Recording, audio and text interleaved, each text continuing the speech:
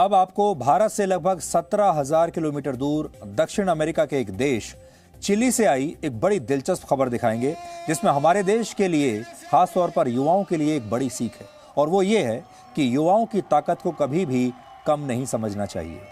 Chilli में वामपंथी नेता गैब्रियल बोरिच ने राष्ट्रपति चुनाव में 56% वोट शेयर के साथ एक ऐतिहासिक जीत दर्ज की है और वो चिली के इतिहास में सबसे कम उम्र के राष्ट्रपति बनने वाले पहले व्यक्ति हैं और उनकी उम्र है सिर्फ 35 साल। सोचिए, 35 साल की उम्र में वो इस देश के राष्ट्रपति बन गए। इसके अलावा वर्ष 2012 में चिली में वोटिंग अनिवार्य होने के बाद से किसी भी नेता को मिला ये सबसे विशाल जन समर्थन है और इस जन समर्थन को आप इन तस्वीरों से समझ सकते हैं। ये वो लाखों युवा हैं जिन्होंने 35 साल के गैब्रियल बोरिच को राष्ट्रपति बनाया है और कल जैसे ही चुनाव के नतीजों का ऐलान हुआ, उसके बाद चिली की राजधानी में सड़कें इसी तरह उनके समर्थकों से भर गईं। लोकतंत्र की ताकत और लोकतंत्र की खूबसूरती आप इन तस्वीरों से समझ पाएंगे और इन तस्वीरों से आप ये भी समझ सकते हैं कि अगर किसी देश के युवा ये तय कर लें कि वो सत्ता परिवर्तन का नया अध्याय लिखने वाले हैं तो फिर वो लिख कर ही छोड़ेंगे।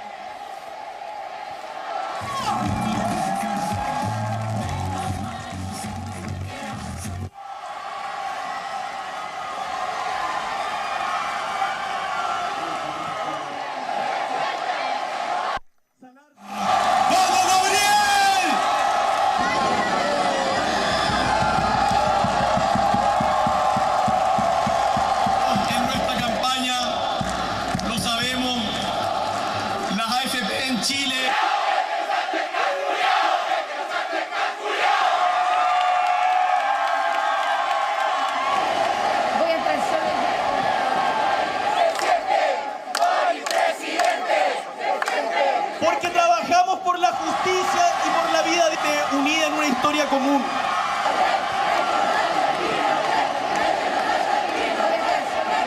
I'm going to be the president of all Chileans, of those who voted for me, of those who did not, of those who did not vote, because I think it is important at this time that from the first magistracy we are able to seek to represent all of Chile.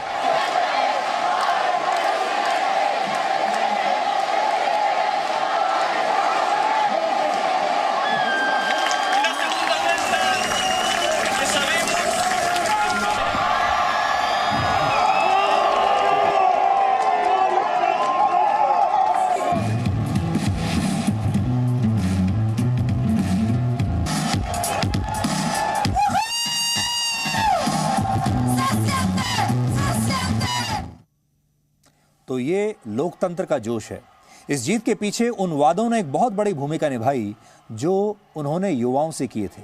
Gabriel बोरिच ने लोगों पर पड़ने वाले शिक्षा और स्वास्थ्य के खर्च को कम करने की बात कही। तो देखिए, वहां पर जो खास बात है वो ये कि वहां जो एजेंडा है चुनाव का, उसमें स्वास्थ्य भी है और शिक्षा भी है। जलवायु परिवर्तन के खिलाफ निर्णायक लड़ाई का ऐलान भी उन्होंने किया और मानव अधिकारों की सुरक्षा और ट्रांसजेंडर्स की मदद और उनकी सुरक्षा के लिए भी उन्होंने वादे किए। यानी ये नए ज़माने का एजेंडा है बिल्कुल, और जो उनका मैनिफेस्टो था, जब आप उसको पढ़ेंगे तो आपको लगेगा कि यही आधुनिक युग का मैनिफेस्टो होना चाहिए। चिली के इतिहास में वर्ष 1973 के बाद पहली बार कोई ऐसा राष्ट्रपति चुना गया है जो वामपंथी विचारों का कट्टर समर्थक है। गैब्रियल बोरिच ने दक्षिणपंथी नेता को हराया जिनका चुनाव में वोट शेयर 44% रहा, जबकि बोरिच को 56% वोट मिले।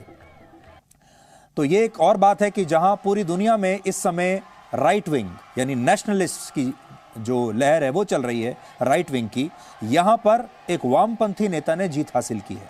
गैब्रियल बोरिच का जन्म वर्ष 1986 में हुआ था और उन्होंने चिली यूनिवर्सिटी से कानून की पढ़ाई की है, लॉ की पढ़ाई की है। हालांकि कॉलेज के दिनों में छात्र राजनीति से जुड़ने के कारण वो अपनी पढ़ाई पूरी नहीं कर पाए और फिर 2011 में उन्होंने वहां की राजनीति ज्वाइन कर ली। आज वहां से आई ये तस्वीरें आप सबको देखनी चाहिए ताकि आप किसी भी देश के युवाओं की इस ताकत को इन तस्वीरों के जरिए समझ सकें।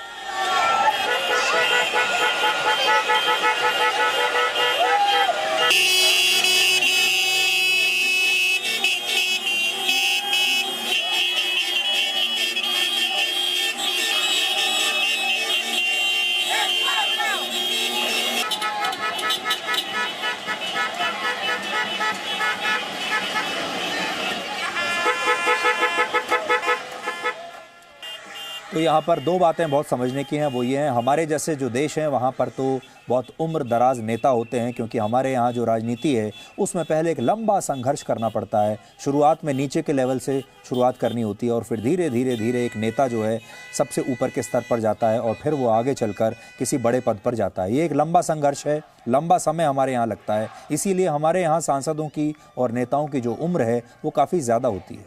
लेकिन इस जैसे देश में आप ये समझ सकते हैं कि 35 साल का एक नौजवान भी एक देश को लीड कर सकता है। 35 साल का एक नौजवान भी अपने दम पर, अपने विचारों के दम पर चुनाव जीत सकता है, और वो भी इतने बड़े भारी बहुमत के साथ। और जब पूरे देश की जनता किसी एक युवा के पीछे आकर खड़ी हो जाती है तो वो ताकत कितनी बड़ी हो जाती है, ये आज आप इन तस्वीरों से समझ सकते हैं। और सबसे बड़ी बात जो हमने आज आपको समझाने की भी कोशिश की वो ये है कि आज के ज़माने का जो चुनावी मैनिफेस्टो है उसे अब बदल जाना चाहिए। आप चाहें तो भारत में जो चुनावी मैनिफेस्टो होते हैं और चिली का जो चुनावी मैनिफेस्टो था, दोनों की एक तुलना करके देखिए तो आपको समझ में आएगा कि दुनिया किस ओर जा रही है। Presenting B News app, available on Google Play and App Store. Download it now.